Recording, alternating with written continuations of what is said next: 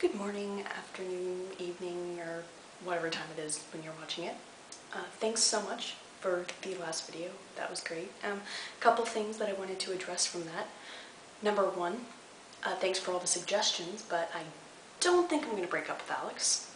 I mean, it's very kind of you to tell me what you really think, but probably not.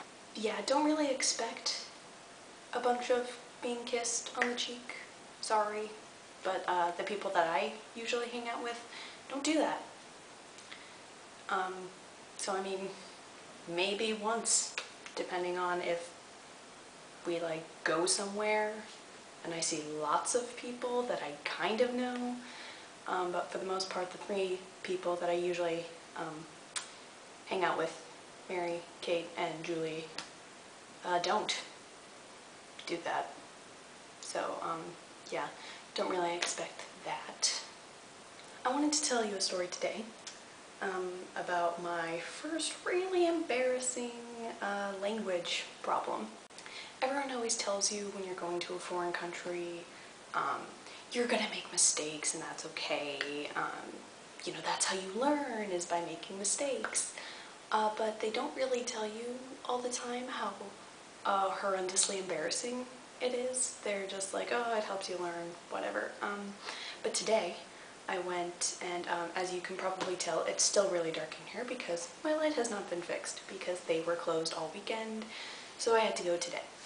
So I went in and I also had to ask for laundry tokens, so I just went in and that went fine. I was like, oh yes, can I please have these tokens and this many? And he told me the price and I got the correct amount of euros out and it was great.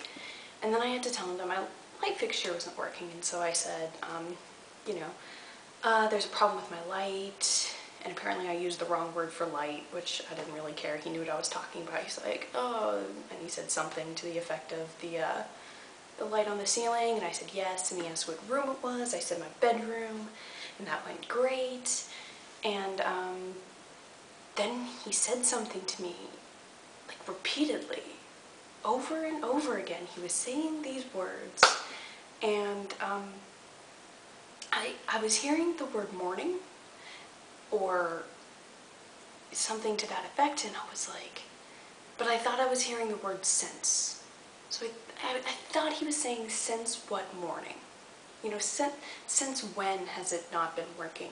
But I knew that that wasn't what he was saying.